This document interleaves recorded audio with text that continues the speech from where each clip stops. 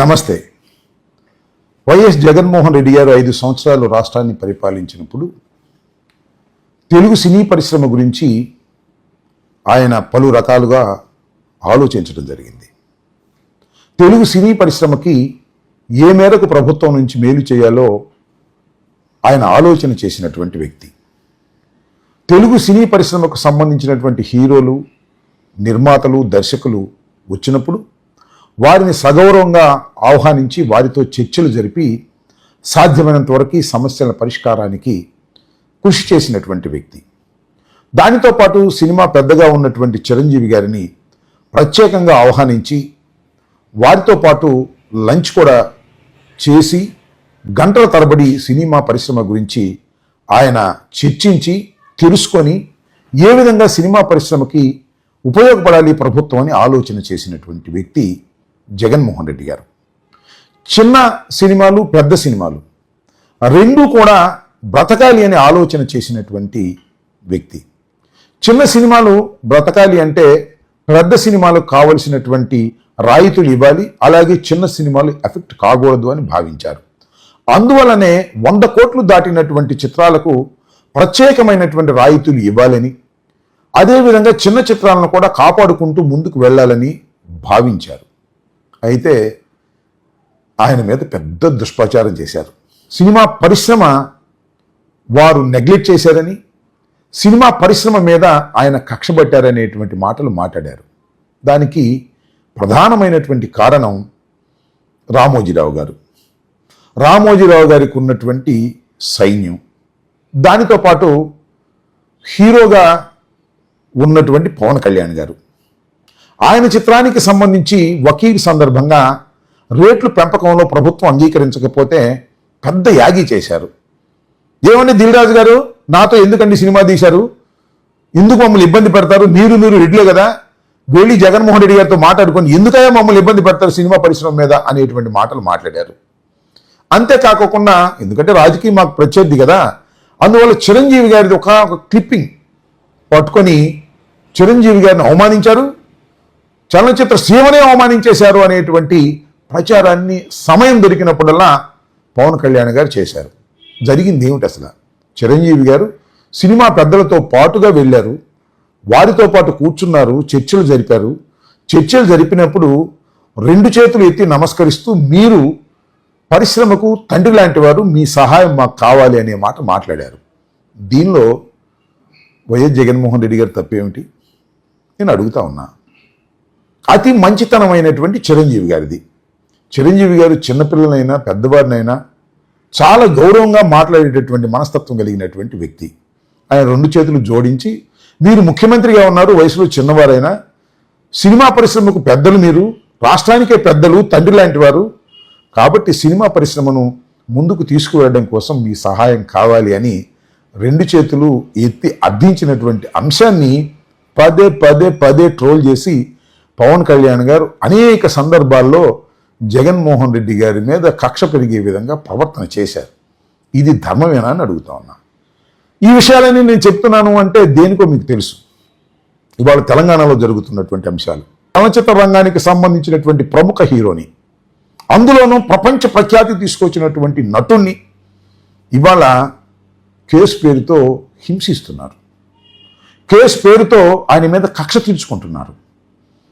ఆయన చేసిన తప్పేమీ లేదు. రేవతి మరణానికి ఆయన నైతిక బాధ్యతే తప్ప చట్టపరమైన బాధ్యత వహించవలసినటువంటి అవసరమే లేదు. అది purely an accident, no intention, no negligence. అలాంటి వ్యక్తిని పట్టుకొని ఇవాళ ఎంక్వైరీ పేరుతోనూ, కేసుల పేరుతోనూ, తెలంగాణ వాదం పేరుతోనూ ఆయన్ని హింసిస్తున్నప్పుడు ఏం చేయాలి? ఎవరు మాట్లాడకూడదా? ఒక అంశం. 2వ అంశం, తెలుగు సినిమాకు సంబంధించిన వారందరూ వెళ్ళి రేవంత్ రెడ్డి గారితో సమావేశమయ్యారు, అనేక విషయాలు మాట్లాడారు, బయటకు వచ్చారు. వీరే మాట్లాడారు తప్ప ఆయన మాట్లాడేది రేవంత్ రెడ్డి గారు. కానీ జగన్మోహన్ రెడ్డి గారు పబ్లిక్గా మాట్లాడారు, చలనచిత్ర సీమ గురించి మీరు రండి, హైదరాబాద్ నుంచి రండి, విశాఖపట్నంలో మీకు స్థలాలు కావాల్సి ఇస్తాను, విశాఖపట్నంలో స్టూడియోలు కట్టుకుంటానంటే ఇస్తాను, మీకు అన్ని విధాలా ప్రోత్సహిస్తాను, పెద్ద సినిమాలను పెద్ద సినిమాలుగా చూద్దాం, చిన్న సినిమాలను చిన్న సినిమాలుగా చూద్దాం, 100 కోట్లు మించినటువంటి పెద్ద సినిమాలకు ప్రత్యేకమైనటువంటి రాయితీలు కల్పించే విధంగా నేను ఆలోచన చేస్తానని స్పష్టంగా మీడియా ముఖంగా చెప్పినటువంటి సందర్భాన్ని మనం మీడియాలో చూసాం. కానీ ఇక రేవంత్ రెడ్డి గారు బయటకు వచ్చి చెప్పినటువంటి సందర్భమే లేదు. అందరూ వచ్చారు, అదే స్వామి చెప్పినట్టుగా ప్రపంచ వ్యాపితంగా తెలుగువారు గొప్పగా ఉండాలంటే ప్రపంచ స్థాయికి హైదరాబాద్ను తీసుకువెళ్తాము, ఇక్కడే హబ్బుని క్రియేట్ చేస్తామనే మాటలు మాట్లాడి తప్పుకుని పోయినటువంటి సందర్భం. నేను అడుగుతా ఉన్నా, ఈ సందర్భంలో ఒక హీరో, తెలుగు హీరో, ప్రఖ్యాత హీరో డిప్యూటీ సీఎంగా ఉండి హైదరాబాద్లో తెలుగు పరిశ్రమకు జరుగుతున్నటువంటి ఈ అన్యాయాన్ని ఎందుకు ప్రశ్నించడం లేదు? ఎందుకు మౌనంగా ఉన్నారు? ప్రతి విషయంలోనూ మౌనాన్ని వీడి విమర్శించేటటువంటి వ్యక్తి, సామాజిక స్పృహ కావాలని మాట్లాడేటటువంటి వ్యక్తి, సమాజం కోసం నేను ప్రాణాలు సైతం త్యాగం చేస్తానని ప్రగల్భాలు పలికేటటువంటి వ్యక్తి, ఆ రోజున చిరంజీవి గారికి చిన్న అవమానం జరిగినట్టుగా చిత్రీకరించి జగన్మోహన్ రెడ్డి గారి మీద నిప్పులు చెరిగినటువంటి వ్యక్తి, సినిమా పరిశ్రమ అంతా కూడా జగన్మోహన్ రెడ్డి గారికి వ్యతిరేకమని ప్రచారం చేసినటువంటి వ్యక్తి. ఒక్క పవన్ కళ్యాణ్ గారు మాట్లాడే తప్ప ఎవరు మాట్లాడాలి, గుర్తుపెట్టుకోండి. అలాంటి వ్యక్తి ఈ రోజున ఒక హీరోని అరెస్ట్ చేసి హీరోని వేధిస్తుంటే, తెలంగాణ వాదాన్ని తీసుకొచ్చి రుద్దుతూ ఉంటే ఎందుకు మౌనంగా ఉన్నారు? చెప్పండి, జస్ట్ ఆస్కింగ్, సమాధానం చెప్పండి. ముఖ్యమంత్రి గారు, హీరో గారు ఎందుకు మౌనంగా ఉండిపోయారు? ఎవరైనా ప్రెస్ మీట్లు అడిగినా అది కాదులే మనం వేరే మాట్లాడదాం అని ఎందుకు తప్పుకుపోతున్నారు? ఇంత మౌనం మీకు తగునా అని అడుగుతా ఉన్నా. మీ మౌనం వెనుక అనేక అర్థాలు గోచరిస్తున్నాయి. మీ మౌనం వెనుక అసూయ ఉంది, కుళ్ళుంది, కుట్రుంది, కుతంత్రం ఉంది, అన్యాయం ఉంది అని ఈ సందర్భంగా నేను చెప్పదలుచుకున్నాను. ఇక్కడ నాకు సేయింగ్ గుర్తొస్తుంది, 6 మాసాలు సావాసం చేస్తే వాడు వీడవుతాడు, వీడు వాడవుతాడు అని. 6 మాసాలు మీరు కూటమి ప్రభుత్వంతో చంద్రబాబుతో కలిసి మీరు ప్రయాణం చేయటం వల్ల చంద్రబాబు దగ్గర ఉన్నటువంటి లక్షణాలన్నీ మీకు ఆవరించాయి. అందుకనే మీరు మౌనంగా ఉండిపోయారు అనేది చాలా స్పష్టంగా అర్థమవుతుంది.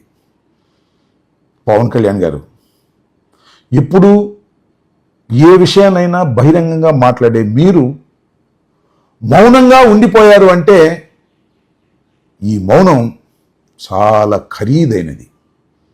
ఈ మౌనానికి మీరు చరిత్రలో భారీ మూల్యాన్ని చెల్లించవలసినటువంటి పరిస్థితులు ఏర్పడతాయని మిమ్మల్ని ప్రేమగా హెచ్చరిస్తున్నాను. ధన్యవాదాలు.